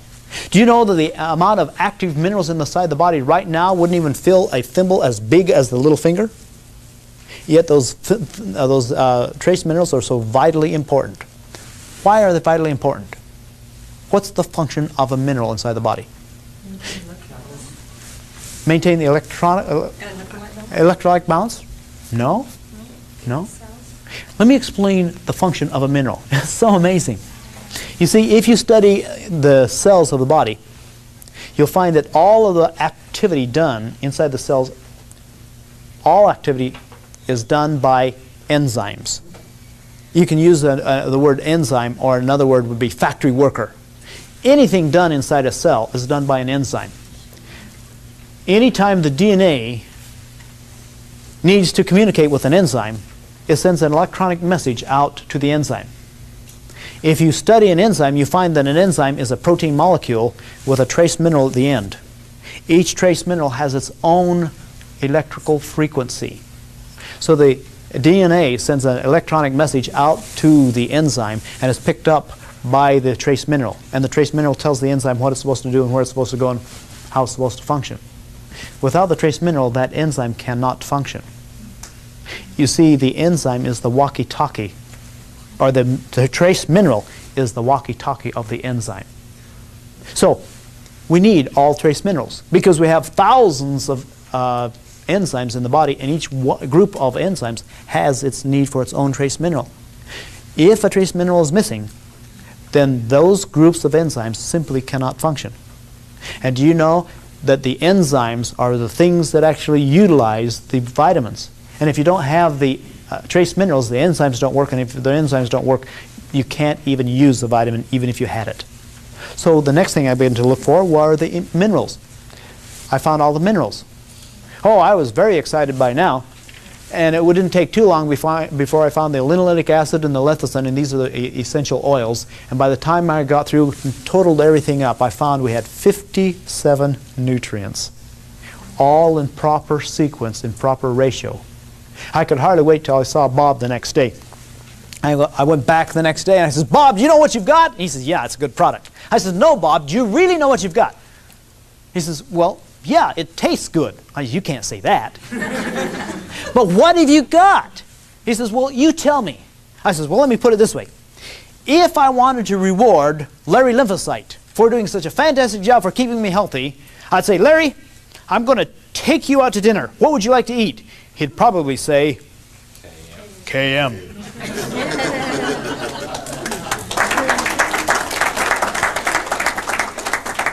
Because Km is a good example of a cell food.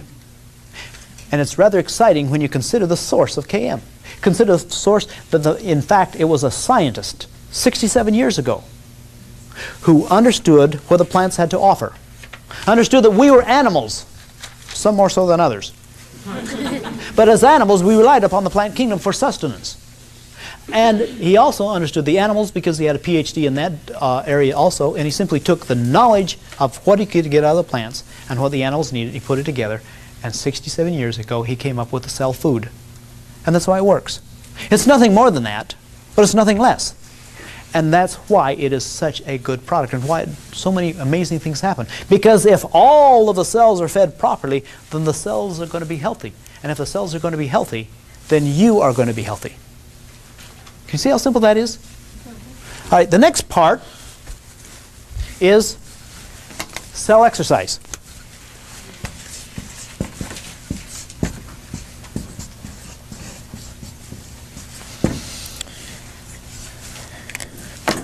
Cell exercise. As an exercise physiologist, I recognize right away that the exercise industry only teaches us two types of exercises.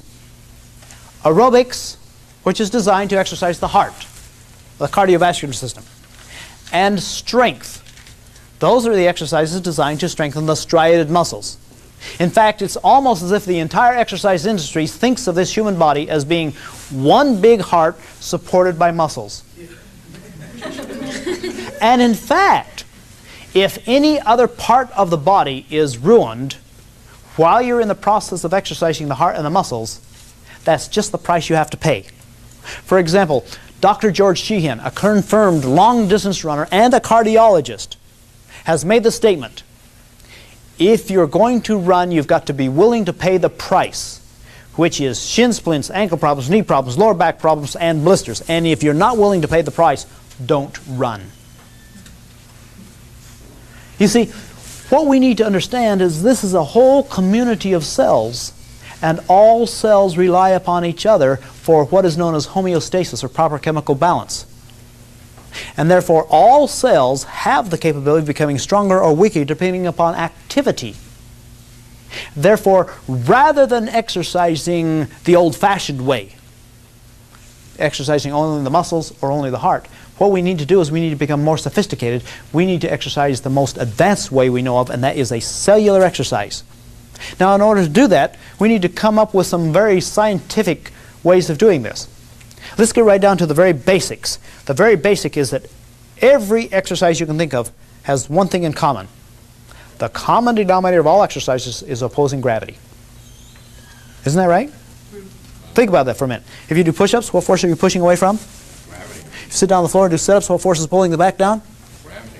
If you're going to walk, jog, or run, these are aerobic exercises. You've got to take the center of gravity. It's around here someplace, right? To some of those, it's moved slightly forward.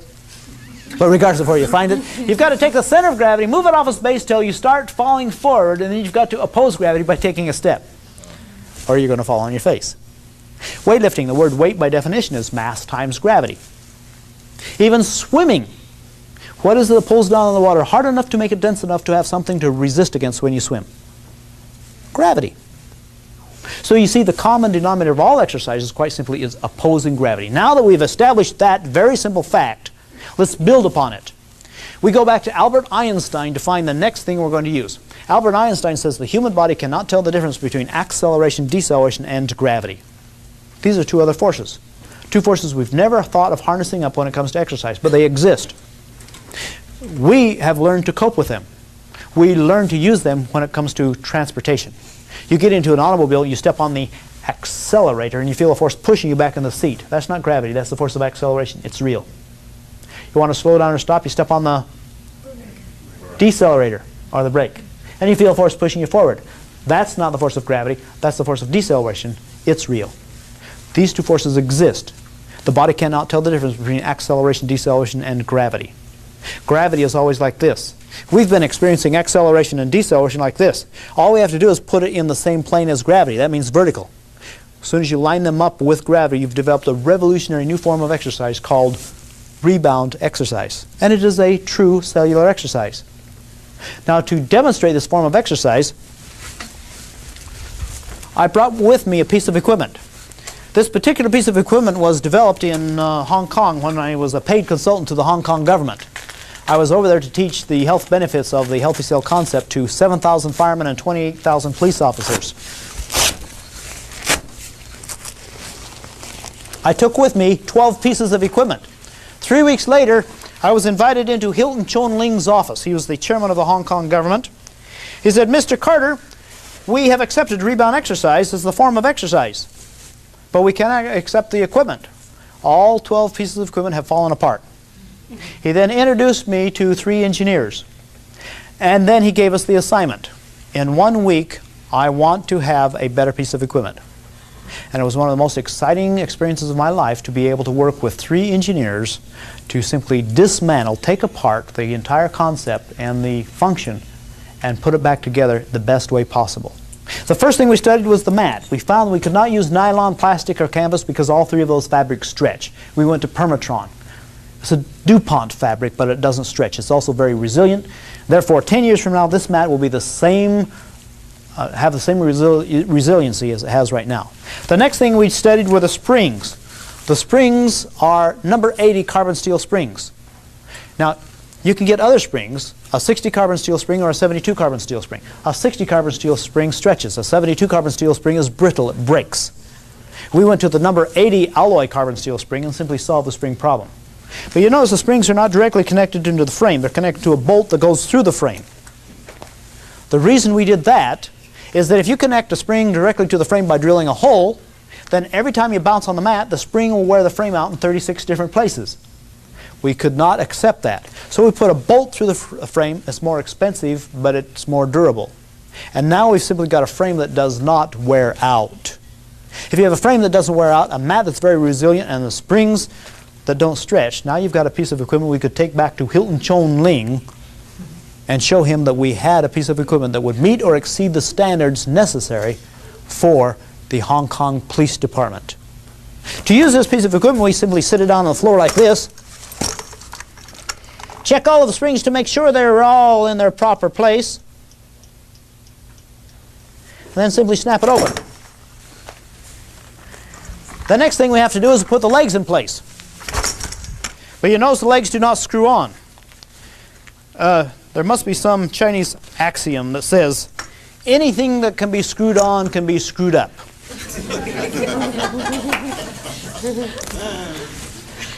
So rather than having threads, these are held in place by springs, providing positive tension. So once the leg is snapped into place, you don't have to worry about it going into place.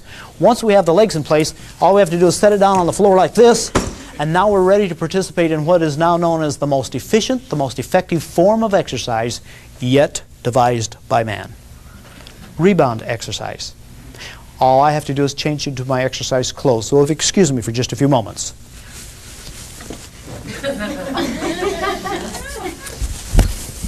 Thank you very much. Now, as I stand here in front of you, I weigh approximately 165 pounds. And if I don't do anything at all, I still weigh 165 pounds because that's the amount of gravity pulling down on every cell in the body. But something miraculous happens when I begin to move up and down. As I start to move up and down like this, I no longer weigh 165 pounds at the bottom of the bounce. In fact, at this height right here, I weigh approximately 200 pounds. That's a 25% increase in resistance. Now, I've got to ask you a very technical question. How many cells of the body share with that increase in resistance? All cells share that increase in resistance? If you go back to medical physiology, you'll find that every cell has the unique capability of automatically adjusting to its environment. We've just increased the environment by 25%. What has to happen to every cell in the body? They have to become stronger. Tell me, do they have a choice? Isn't that exciting? Even if I have to take my fingertips and put them in my pockets like this and move up and down like this, even the fingertips on my hands in my pockets are going to get stronger, and they don't have a choice. Now, keep in mind, I qualified for the Olympics twice. I had some of the best wrestling coaches in the world telling me you had to do some of this and some of this to exercise this. And what I'm telling you is diametrically opposed to everything you've learned about exercise. that if you move up and down like this is a cellular function, and every cell in the body, regardless of where it is going to become stronger. That's part of the theory of rebound exercise. It's what we presented to the people of Hong Kong. Well, when I came back from Hong Kong, I had a letter on my desk from NASA inviting me to go to Ames Research Center to teach rebound exercise to our astronauts. Well, why do the astronauts want to know about rebound exercise? Well, in 14 days of space flight, they lost 15% of their bone mass. They could not jog as you and I could jog, because if they were to trip and fall, they would shatter. So they needed a non-traumatic aerobic exercise. And they felt that rebound exercise was it. Well, I agree with them. You get up here and you do this. And will this qualify as an aerobic activity? Sure. But it's non-traumatic. Rebound exercise eliminates 7/8 of the shock to the skeletal system, which means I've eliminated shin splints, ankle problems, knee problems, lower back problems, and other problems. But if this is a good aerobic exercise, what about this one? Why, that'd be even better, right? And if this is a good aerobic exercise, there's nothing to stop you from carrying on an aerobic activity like this. In fact, if you want to get ready for the athletic events, such as basketball, football, track, racquetball, or anything else like that, well, all you have to do is carry on a more vigorous activity. And in fact, if you want to compete for the Olympics, why, there's nothing to stop you from carrying on a very, very, very rigorous aerobic exercise like this. The most important thing is I've just finished my aerobic exercises. But I've got to warn you, I've left a few things out of the aerobic exercises. I've left out barking and biting dogs, 10-speed bicycles, carbon monoxide poisoning, mailboxes that show up unexpectedly. I've left out rain, sleet, snow, gravel, grass, curbs. I've replaced it with the television, the air conditioner, the radio, or the heater. Notice I've got a family room, so I don't have to worry about getting babysitters. And notice that one size fits all feet. Which means that I don't have to worry about buying expensive running shoes. It also means that if I'm not using it, my wife can use it. If she's not using it, it's available to the children. And if they're not using it, Grandma and Grandpa can use it. How many people need aerobic exercises? How many people need the shock of hitting a hard surface? Very good. So it's not only good for the astronauts, right? It's good for everybody. The next exercise I'd like to present to you then is what we call the strength exercises. Keep in mind, people go to health spas, spend a lot of money for membership. Their purpose is to become stronger. Well, let's follow some simple formulas of strength. If you go to an exercise physiologist and ask him, what is the formula for strength, he'll tell you stress times repetition equals strength. Isn't that right? You grab a hold of a barbell and you do this, and you do it over and over and over again, and you can depend on becoming stronger. But you know as well as I do that if you do this with a barbell, you're going to reach a plateau, and when you reach a plateau, your instructor will tell you to go to a heavier weight.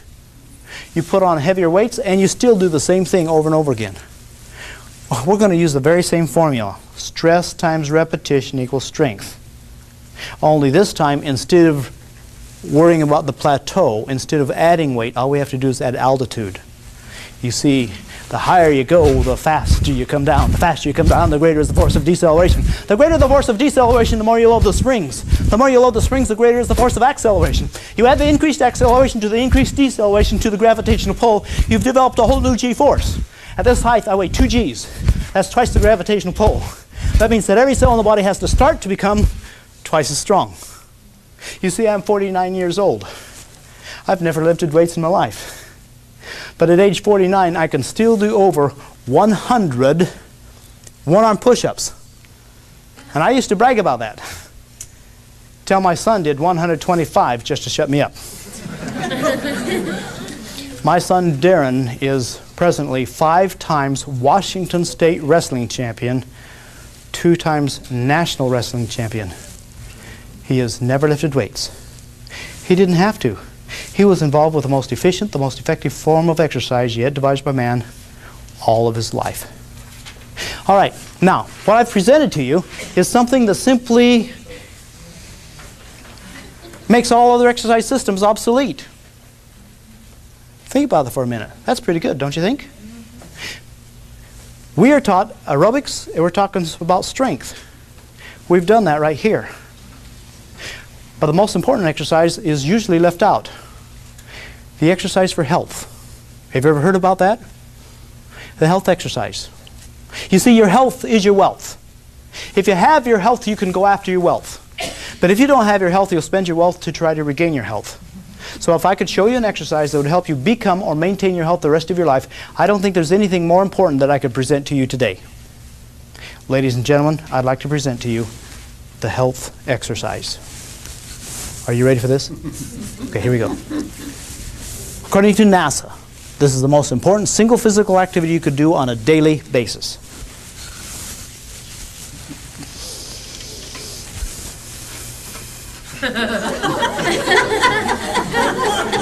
Can you handle this one?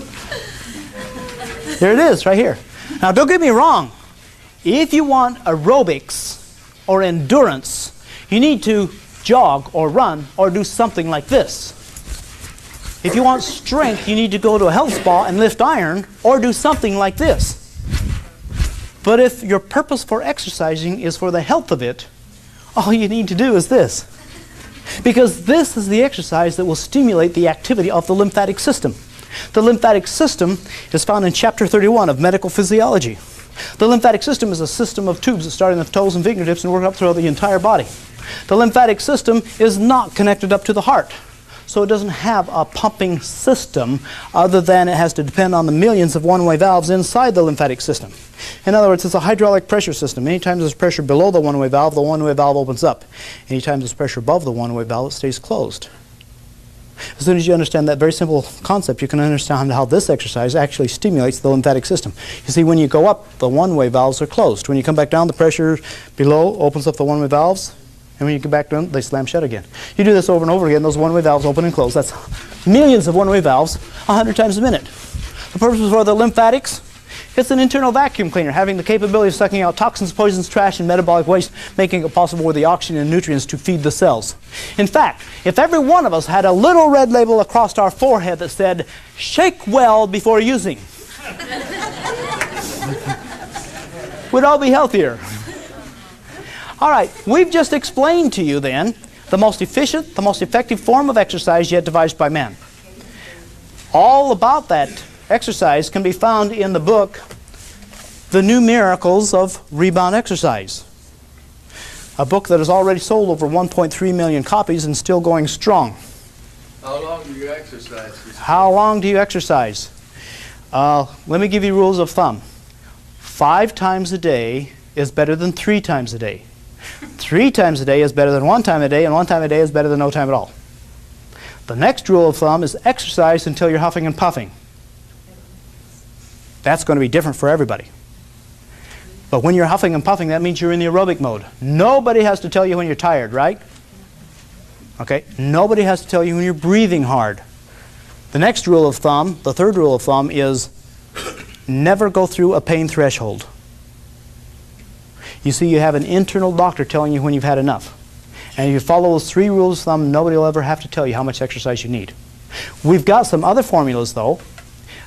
NASA indicates that rebound exercise is as much as 68% more efficient than jogging. Therefore, you can take anything you've learned about jogging, cut it in half and put it on a rebounder and get an equivalent exercise program. Now, we have been talking about rebound exercise, the most efficient, the most effective form of exercise yet devised by man.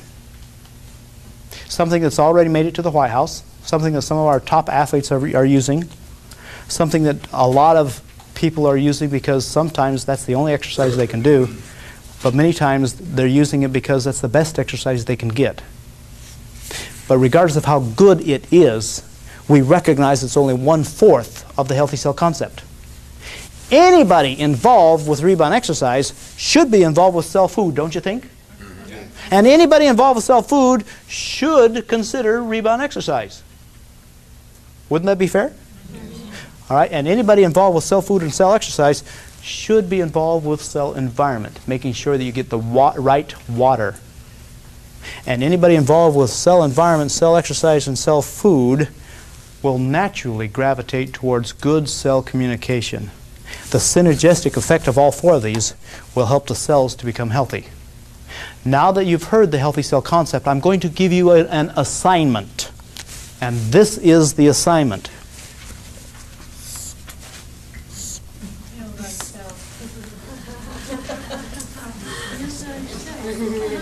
All right? And that, ladies and gentlemen, is the cancer answer. Thank you very much.